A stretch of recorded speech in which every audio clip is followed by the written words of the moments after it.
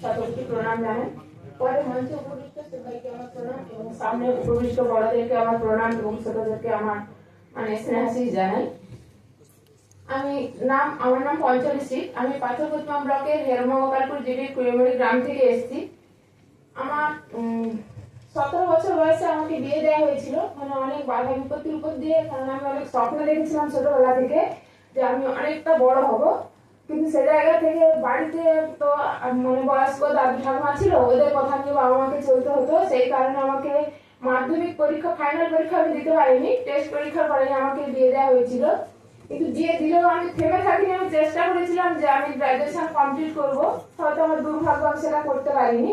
তো বিয়ের পরে আমি ফাইনাল পরীক্ষা দিয়েছি মাধ্যমিকে, এবং আমার প্রথম বাচ্চা হয়ে যাওয়ার পর আমি যখন আমার লক্ষ্যে পৌঁছাবো ভেবেছিলাম, আমি উচ্চ মাধ্যমিকটা আমি প্রাইভেট মুক্ত বিদ্যালয় থেকে করেছি।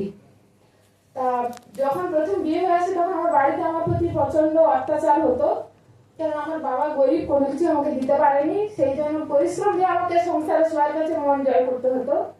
তা পরিশ্রম করতাম আমি, সবাই আমাকে কিন্তু ভালোবাসতো। তখন আমি মনে ভেবেছিলাম একটা, যে আমি যখন আমার পয়সা থাকলে সবাই আমাকে ভালোবাসবে, নাহলে কিন্তু কেউ আমাকে ভালোবাসবে না। তা তখন থেকে আমি স্বপ্ন দেখতাম যে আমি কিছু না কিছু একটা করবো। তা বিয়ের পরে প্রথমে ছাগল পালনই শুরু করেছিলাম। তবে আমি কিনে করতে পারিনি, লোকের কাছ থেকে ভাগে নিয়ে আমি ছাগল চাষ করেছি। কিন্তু ভাগে চাষ করেও তখন আমি ভাবতাম যে ভাগে চাষ করে যখন একটা ছাগলের 2টো কি 3টে বাচ্চা হচ্ছে, তাকে আমাকে ফেরত দিতে যখন হচ্ছে তখনই আমার কষ্ট হচ্ছে। ভাবছিলাম যে আমি কিনে যখন করব তখন আমি একটা কিছু লাভ পাবো। তা কিছুদিন পর পর আমি কয়েকবার চাষ করার পরে একটা করে ছাগল ভাগ নিয়ে আমি 11টা ছাগল হয়েছিল আমার। তা ওই ছাগল থেকে মোটামুটি আমি 2 মাস 3 মাস অন্তর একটা বেসিক একটা ইনকাম পেতাম। ধরো কোনো মাস হতো তখন বেশি তো বিক্রি করতে পারতাম, মেয়ে ছাগলও থাকতো বা খাসি ছাগলও থাকতো, সেরকম হয়তো 12,000 13,000 টাকা এরকম ইনকাম করতাম। কিন্তু আমি স্বপ্ন দেখছিলাম যে মাসে 20,000 টাকা ইনকাম করবো এবং আমি আমার ফ্যামিলির পাশে থাকবো। তা সেটা আমি চেষ্টা করেছি, হয়তো সম্পূর্ণ করতে পারিনি। তবে 2024 সালে রামকৃষ্ণ মিশন গ্রিন কলেজের পক্ষ থেকে যে ছাগলের ট্রেনিং হয়েছিল, ওই ট্রেনিং পাওয়ার পর আমি কিন্তু এখন একদমই সাকসেসফুল। এবং ওখান থেকে আমি শুধু ছাগলের ট্রেনিং শিখেছি, কিন্তু তার পাশাপাশি আমি আর অনেক কিছু শিখেছি। যে একটা চাষ নিয়ে পড়ে থাকলে আমরা দাঁড়াতে পারবো না, আমাদের মিশ্রভাবে ব্যবসা করতে হবে। একটা থেকে যদি আমি ক্ষতি লস দেয়, আমি অন্যটা থেকে যেন সেই লাভটা তুলতে পারি। এখন আমি আপাতত আমার এখন 35টা ছাগল ছিল। আমি জামাই ষষ্ঠীতে 6টা ছাগল বিক্রি করে দিয়েছি, খাসি ছাগল। এখন আপাতত আমার 27টি ছাগল আছে।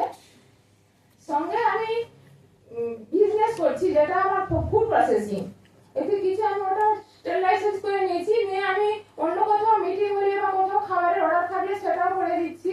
বা নিজের বাড়িতে আমার কাজের সুযোগ যেটুকু ফাঁক পাই, আমি সন্ধ্যা 6টা থেকে 9টা পর্যন্ত রাস্তার ধারে একটা টেবিল পেতে আমি একটা কিন্তু ফুডের দোকান দিই। সেখানে আমার থাকে চপ, পকোড়া, ঘুগনি, মুড়ি, বেগুনি, যেটুকু পারি, পাপড় ভাজা, ডিম সিদ্ধ, এগুলো আমি রাখি। সঙ্গে কিন্তু আমি আরো একটা অর্গানাইজেশনে কাজ করি, সেখানে মুক্তি বলে একটা অর্গানাইজেশন, সেখানে আমি হেলথের সুপারভাইজার হিসেবে কাজ করছি। কিন্তু প্রত্যেকটা সময়কে আমার একটাই লক্ষ্য, যে আমি প্রত্যেকটা সময়কে কাজে লাগাতে চাই। বেকার সময় থাকা দেখছি যে মানুষ যখনই বেকার থাকছে তখন সে ফোন নিয়ে ব্যস্ত হচ্ছে, অন্য সমালোচনা নিয়ে ব্যস্ত হচ্ছে। আমি কিন্তু সেটা চাইছি না। আমি কিন্তু আমার লক্ষ্যে পৌঁছাবো না। আমার সঙ্গে আরো একটা আমি শিখছি গ্রিন কলেজের পক্ষ থেকে, যে আমি নিজে স্বনির্ভর হব এবং আমার সঙ্গে আমি আরো কিছু জনকে নিয়ে স্বনির্ভর করার চেষ্টা করব। এবং এই কাজের ফাঁকে ফাঁকেও আমি কিছু জায়গায় স্টলও দিচ্ছি মেলায়। আমি এই যে রিসেন্ট 18-19-20 3 দিন নিউ টাউনের স্টলে ছিলাম, মুক্তি থেকে ওখানে একটা স্টল ছিল। সেখান থেকে আমি আজকে সকালে এসে 8টা থেকে এখানে বসে আছি, আমি বাড়ি আর ফিরিনি।